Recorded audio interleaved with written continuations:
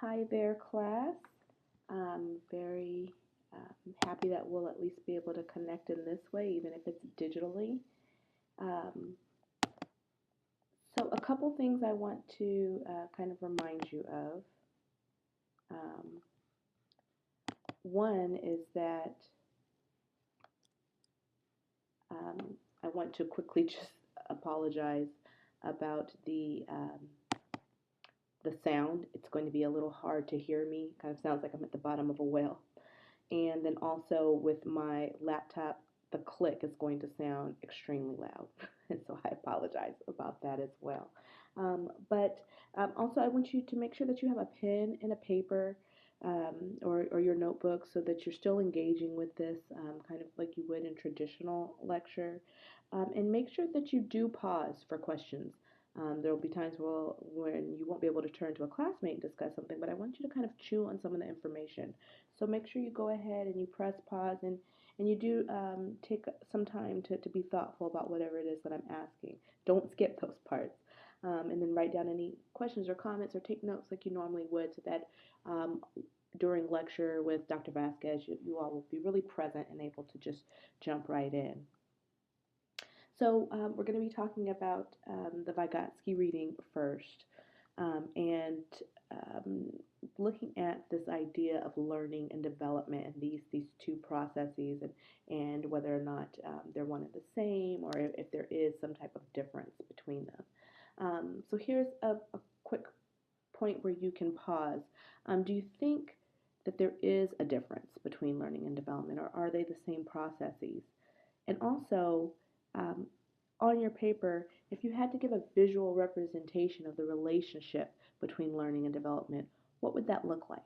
So go ahead and pause and do that quickly and then join back. Okay, so now that you've done that, um, what did that relationship look like to you? And was it something that was really straightforward, or were you able to, or did you have to kind of think a bit about the relationship between learning and development? And if you had to think, that's fine. Vygotsky states that when we're trying to have a psychological analysis of teaching, that we really can't get to the bottom of what it is that's going on in education until we do resolve that relationship between learning and development. And that relationship, it remains unclear, and there have been quite a few scholars who have been looking at this issue, and a lot of the studies have been vague or might even been contradictory to each other. And he first begins with this discussion of three major stances and three major ways and theories of looking at the relationship between um, development and learning. So the first one, in the first theory, he's saying there's these two independent theories and processes. I'm sorry, and that development has to occur before learning can then capitalize upon development. So development is always a prerequisite for learning, and no amount of teaching or instruction is going to work to help a child learn a competency if they are not mature enough or developed enough in order to truly take advantage of that teaching. And in this relationship, he gives the example of Piaget and some of his clinical conversations that he would have with really young children, where he would ask them these advanced questions like, why doesn't the sun fall? And these types of questions that were completely beyond what their intellectual skills would be, things that also they wouldn't have been formally taught yet. And the reason why he did this is that he was hoping that he could then observe their pure thinking, that independent from learning. And in order to do this, you must have to believe then that development and learning are two separate processes, and that then you would be able to just look at development or just look at learning. So that was an example of that first theory where you're looking at these two separate processes. In the second theory, this one is where learning and development are, in fact, the same process. You see these two circles, if they were to move closer and closer, they would superimpose, and they're basically inseparably blended with each other.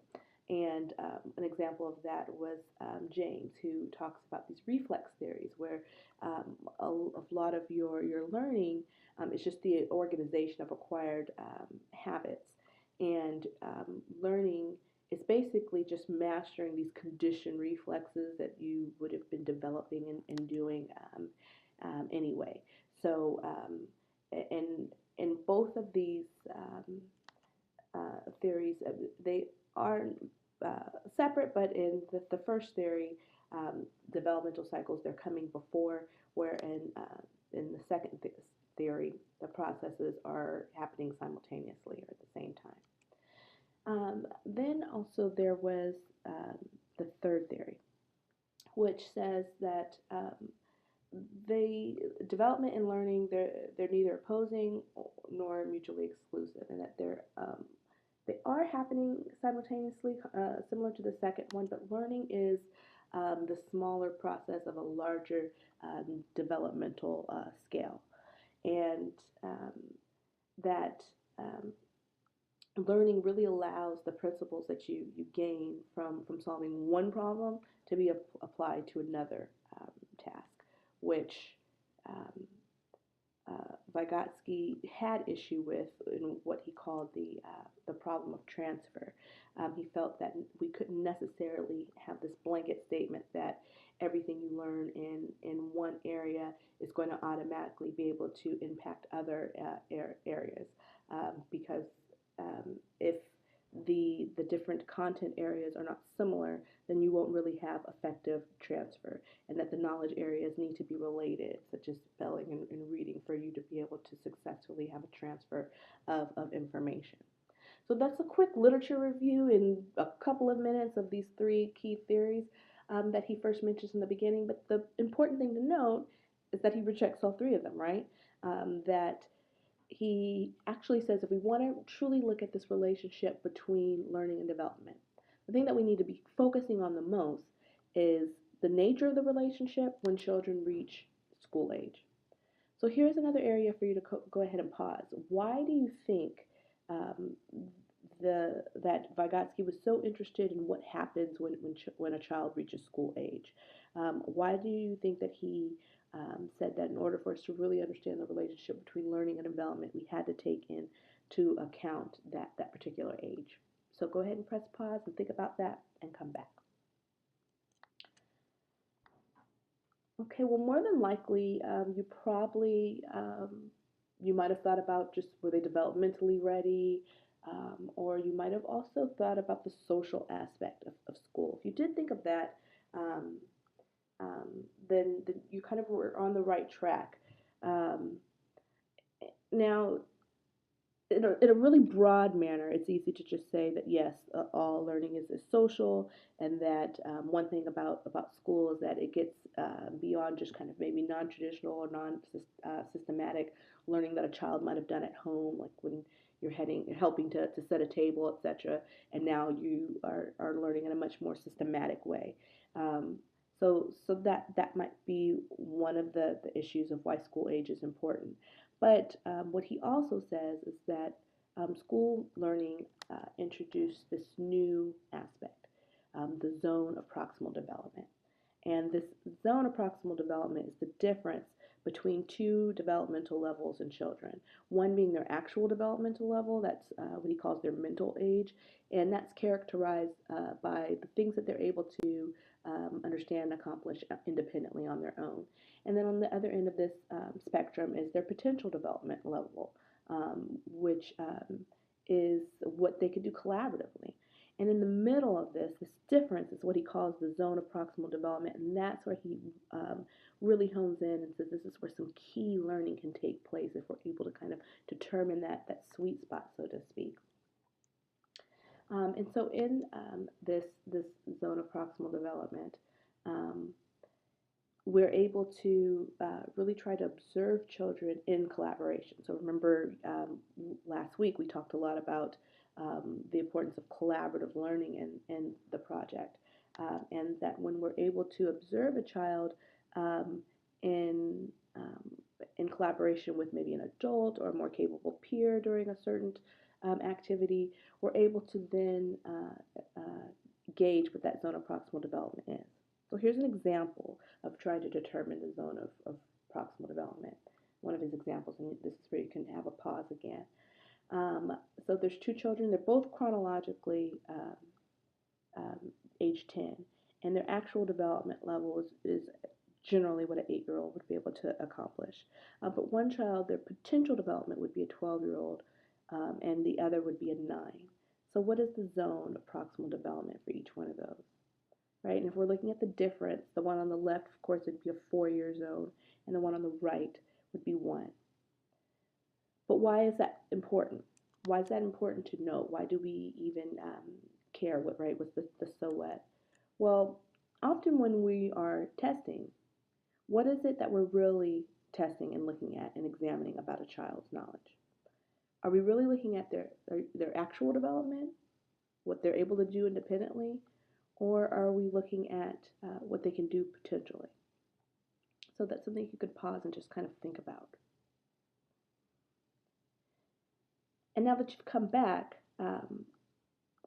one thing you probably noticed that generally in our high stakes testing culture, we're generally just interested in what is it that you're able to do individually and that you've already mastered, right? But if we're so concerned with that, we might be missing out on gauging what your potential might be and kind of gearing things and making them a little more specific to each child by knowing what their particular potential is, by knowing that potential developmental level as well. I don't know. I'd be a lot better off if I would have studied more when I was growing up, But where it all went wrong was the day they started the spelling bee. Because up until that day I was an idiot, but nobody else knew, And the spelling bee day, popped up. All right, kids, up against a wall. It's time for public humiliation. Spell a word wrong, sit down in front of your friends. That's great for little egos. Hey, look at me, I'm a moron. I wasn't even close. I was using numbers and stuff.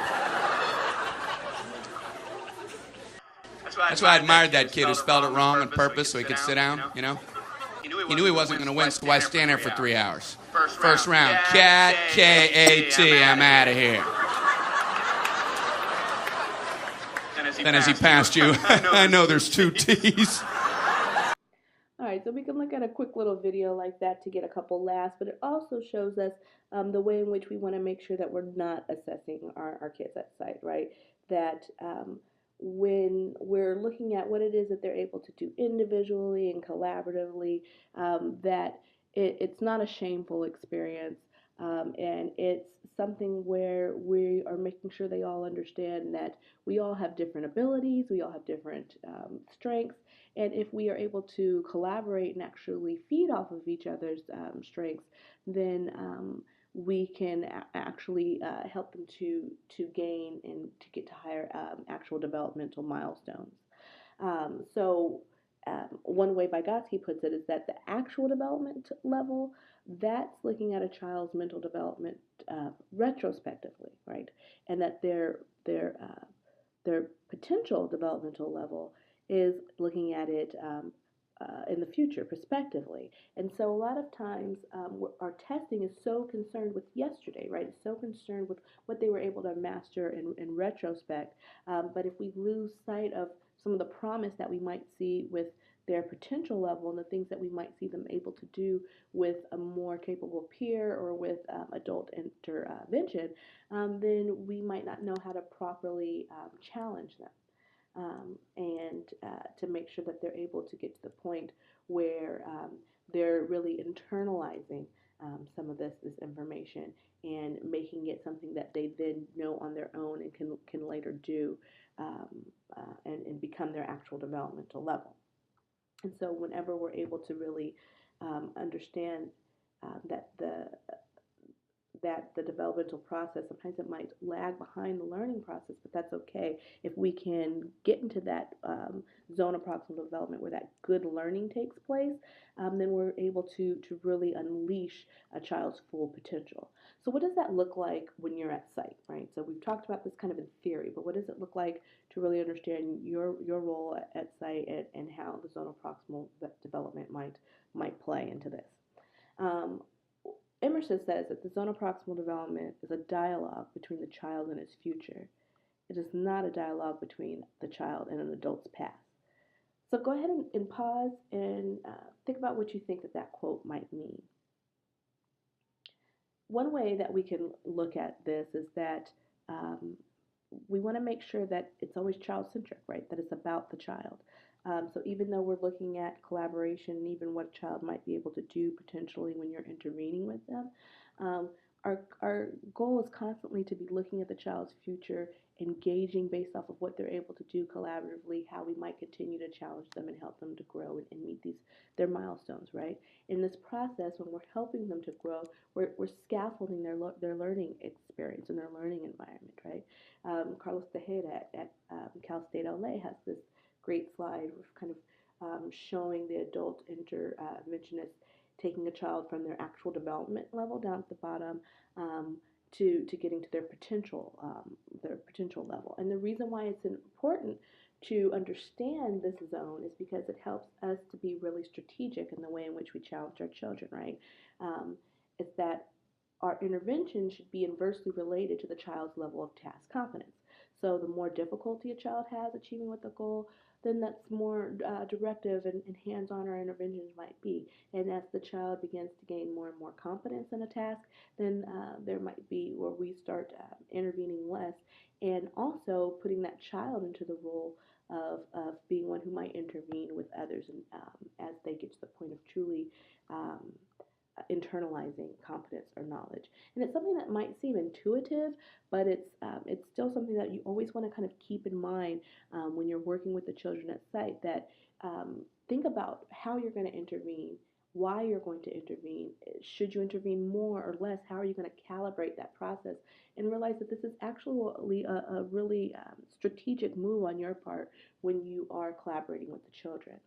So you can pause and just kind of think about this concept of scaffolding and how do you think you're going to bridge the zone of proximal development um, and use it in your interactions at site. So jot a few things down and something you can discuss in class. An example that we can kind of give at site about how do we use the zone of proximal development when we're actually interacting with the children so that this theory doesn't just live in a vacuum between on a screen. It's not something you're just reading on TED. It's something that's living and breathing and you're interacting with this theory at site. One way you can use the zone of proximal development is it helps you kind of identify a child's potential, right? And when you're able to really understand that, you can better set goals for them. Again, as we mentioned with that scaffolding slide, it helps you really measure and be strategic about how much or little you intervene. It helps us to see how we might want to place children into groups and how they might work collaboratively based off of what their potential might be. And again, recognizing that cyclical process where we want them to go from maybe it was they had competence in a task that they could only do collaboratively. We want to get to the point where they do own that and internalize it, and then can also be the more capable peer in that particular activity. So, as an example, let's say you've just met one of your amiguitos. His name is Diego. He's 5 years old and he's just begun kindergarten. And he has a computer game he wants to play with you, and it asks for the child's name on the computer. So he knows his first and his last name.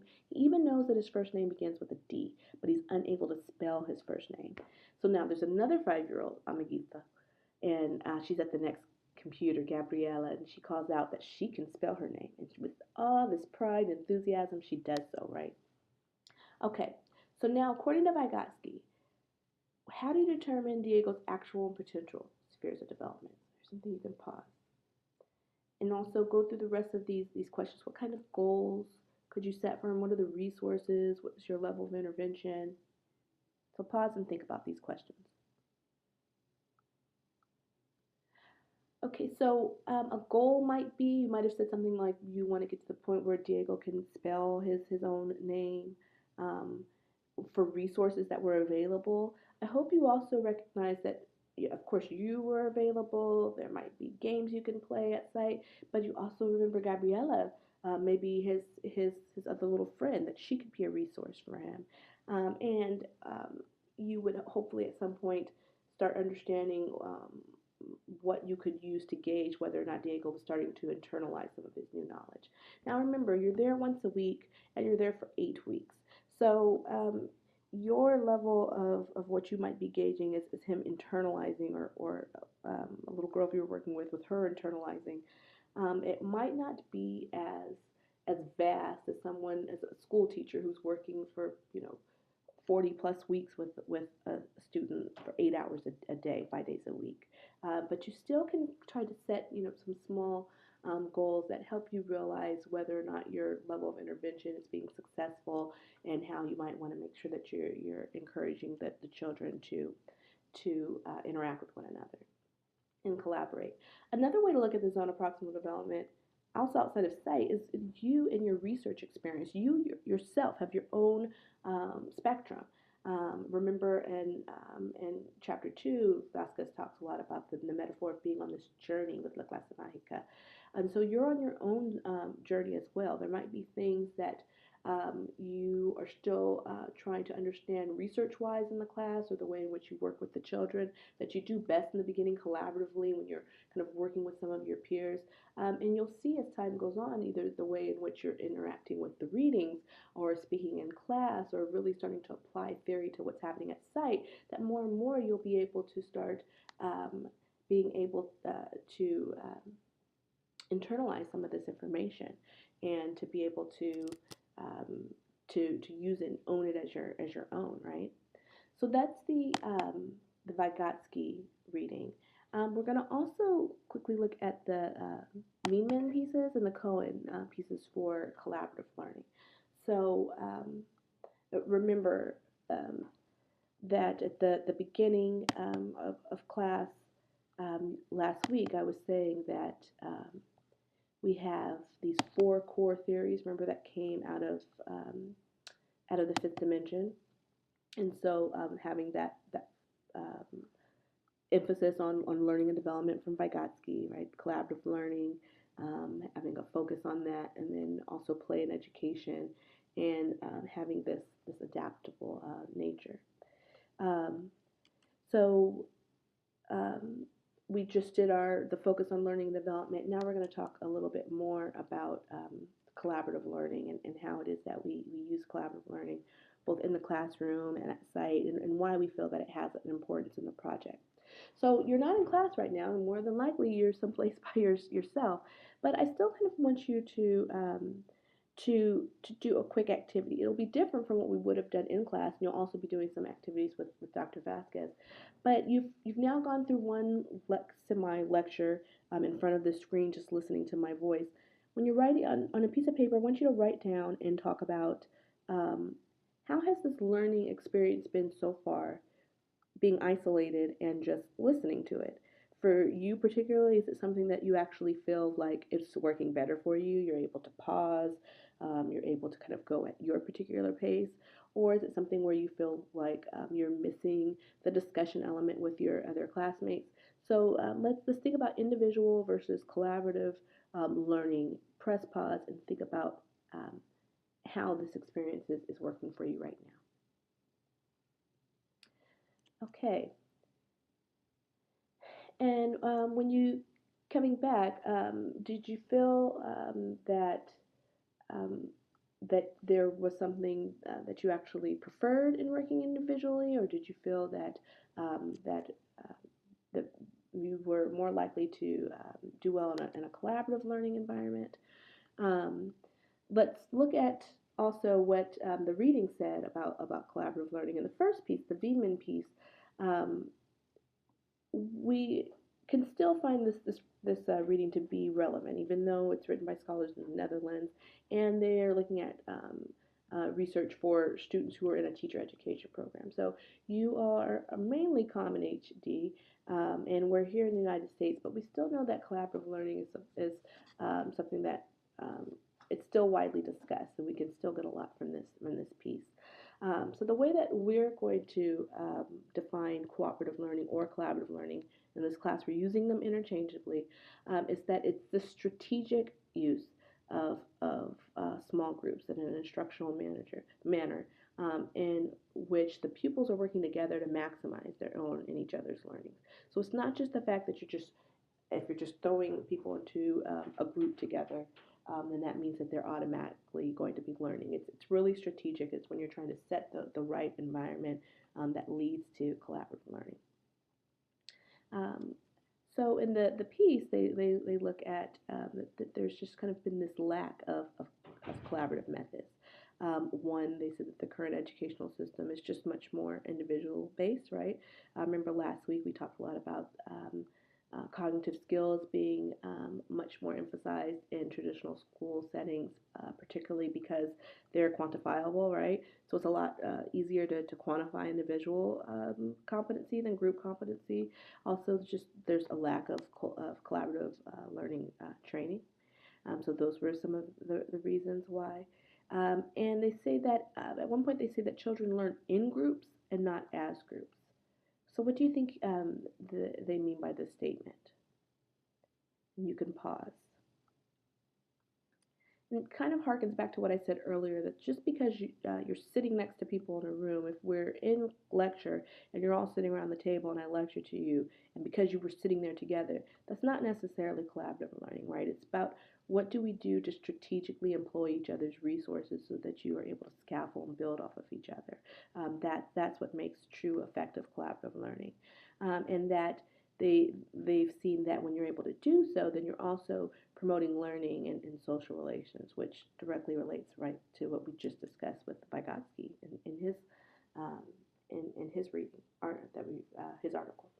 So now these arguments that have been made for collaborative or cooperative learning, do you think this then means that we should just discount individual learning, or do you think there's still merits to individual learning? And that's a bit of a softball. If I had to guess, I would think most of you think that there is some merit in individual learning. So why don't you take a quick pause to list what you think those merits are? Do you think it's always the same for everyone, whether or not individual learning is working best or collaborative? And also, when do you think what settings dictate whether or not you should be engaging in individual or collaborative learning? Okay, so we're seeing, just like we did not discount cognitive skills last week, we said that we need to look at those non cognitive skills and cognitive skills in order to really serve the whole child. Same with individual learning and collaborative learning as well. To have the most effective cooperative learning environment you can have, you still need to have both your group goals and also some individual accountability. And then you're able to have a maximum collaborative and individual effort. So there's these five core elements that the reading also says helps to ensure collaborative learning. Group processing, social skills, face-to-face interaction, that individual accountability I just talked about, and positive interdependence. So I'll talk about each of them quickly. With positive interdependence, that's when students, they understand that you're kind of linked to one another and you can't succeed unless other members of the group succeed as well. When you do your presentations, if some of you do end up being paired, the presentation is one group grade. It's not based off of each student's um, analysis that I give. So I just give a group grade. So in those types of situations, the group understands that you are dependent upon each other for group success. The other is individual accountability. In the reading, it says that individual assessment it should be reported to both the pupil and the group. So what do you think of this strategy? What do you think of giving an individual assessment on one child to both that child or that student and also to the entire group? You can think about that. Now, if this was something that you did not feel quite comfortable with and you feel that it might actually do more harm to a child, that's fine as well. And I think this is a great example of when you are reading and you're seeing these theories, we're not expecting you to accept every single thing that's been presented to you and you have to agree with it all. It's completely fine to approach the readings in a critical manner and to say, I don't agree and why, or to say, I think I might want to test out certain things at site. Remember, it is a cultural laboratory that you're working with, and so we just want to see your critical thinking at work at all times. The third of those elements for effective collaborative learning is having face-to-face interaction, right? So it's good to kind of keep some of your groups small. or else they could get kind of overwhelming and lose the benefit of effective collaboration. Also, there needs to be strong communication within a group so that the group can continue to process where they are to goal. Are they getting to where they need to get, and are they doing so while still maintaining effective um, social relations with one another? And again, um, as we mentioned last week, we're hoping that when we have this effective collaborative learning, that we're also really helping children to develop some really necessary social skills, right? And some of those non-cognitive skills we talked about last week. But we know that there's challenges that can be present with collaborative learning. You maybe can think of some from your own personal educational experiences where some students might kind of just slack off, think that when we're working in a collaborative group, I could just get a free ride. Or some might end up feeling pressured to just kind of do the bulk of the work, or there might be power struggles or due to issues of status. And especially when we're thinking about these issues of equity, that helps us turn to the COMM piece of making collaborative learning equitable. And so, if we need to make it equitable, then that must mean that inequality can exist in group work. And I'm sure you can all think of examples, again, in your own personal educational experiences where group work or just group collaboration might not have seen as equitable as it could have been. So the case study given in the reading, right, was about Miguel, and he had this myriad of challenges that he was facing. You remember some of those circumstances that he was dealing with, and also do you remember that he had certain strengths? Which ones were they ignoring instead to focus on some of his other challenges? So if you remember some of the circumstances he was working with, he was kind of withdrawn. He didn't speak the dominant language. When he did speak his home language, he stuttered. Some of his reading and writing skills were low, but he had very strong math skills. He also was dealing with issues at home. His peers were saying that he had cooties, remember? So he wasn't socially accepted, and he was what Cohen called a low status student. And in this circumstance, she said cooperative learning was not helping him at all. So collaborative learning was just not the answer at that point with him. So when we talk about low status, what do you think that they mean by low status? It's something you can pause and think about, and is it something you've experienced? Um, Not particularly yourself being a low status student, but have you ever noticed rank and file filing among children, or when you were a child yourself? Well, this ranking, she said, can cause, of course, inequity in collaborative relations, and that children do tend to rank order themselves. It's something that we might even see even on a college campus, right? And that there are these different status characteristics that can lead to this rank ordering, and that when it happens, then actually the levels of expectations that are attached to the students, those actually change, where you have low expectations for low status children and inversely high expectations for high status children. And so she had these three different categories of characteristics, the societal ones like social class, race, and ethnicity. And she has a caveat to make sure she warns the reader against the assumption that thinking that minority students are just automatically going to be low status students. Remember, she did, it varies by whatever ecology those children are a part of. Peer status like popularity and attractiveness, and then also academic status, what competencies and skills have they mastered, and their skills and ability. And that when we have these status issues, then it leads to the spectrum where on one end you have social isolation and then also social dominance. And how might social isolation and social dominance really cause problems for effective cooperative learning? Take a moment to think about that. So she says that it creates challenges for active collaboration. Socially isolated children, a lot of times they talk less or they might not be listened to. They might be physically excluded from the group or even have a hard time kind of getting resources that they might need, crayons, etc. Whereas the socially dominated children might talk more than everyone else. It might get to the point where what they're suggesting, that becomes the decision for the group. They might take over the group and try to do all the work themselves, and it becomes an issue where even though you might be working in a group, it's not necessarily an effective group for the children. Now, one thing she warns against, which is really, I want you to keep this quote in mind when you're working at site.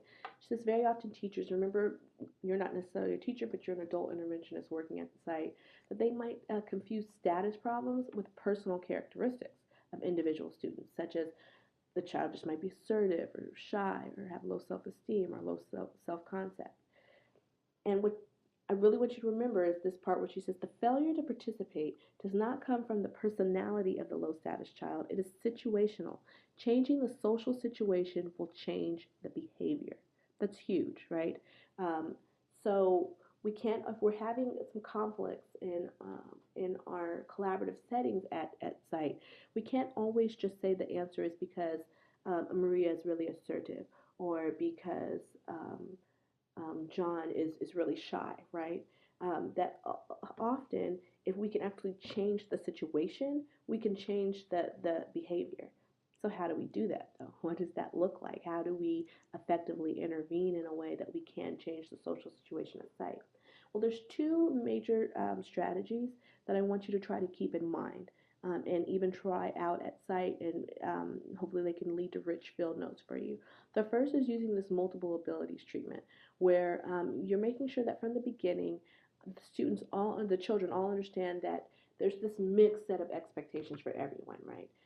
That whatever it is you're getting ready to do, your activity, your task, it's going to be cooperative and it requires different levels of abilities from everyone. And no one's going to have all of these abilities, and everyone's going to have some, and some might excel in others. So just from the get-go, trying to from the beginning, make sure that the children have this realistic set of expectations. Also, another technique is assigning competence to low status children when you start to kind of get a feel for who might be considered low status at site. This helps to change the setting and the behavior, but um, when you assign competence, which means like public praising, and remember last week we kind of talked a bit about shout outs and how some programs have done things like that. There's three different things that she said you need to make sure you do when you do it. One, the evaluation needs to be public.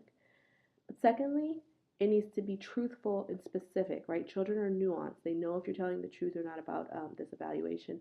And then also the abilities that you're praising, they need to be relevant to the task at hand, right? So if we're saying, oh, Carlos, I just really love the way you made sure that everyone had a crayon so that we could have different colors on this mural. You're making sure that you're praising something that's relevant to what we're doing, not just, oh, Carlos, your hair looks great today, right? So those are some different strategies you can try to use at site. And I want you to also just think of certain instances that you think might come up. I know in class you all said you had experience working with children.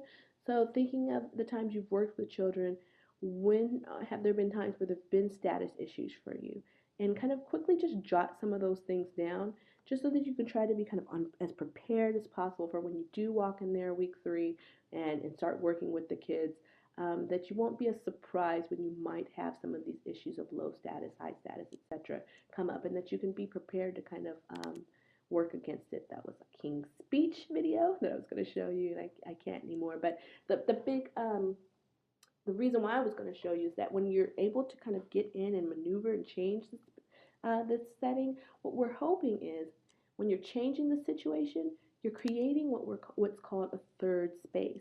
And Chris Gutierrez, who used to be at UCLA in our UC Links program, um, she talks a lot about this idea of this third space. And so when we're talking about collaborative learning, it's not just about what you're doing in class with each other.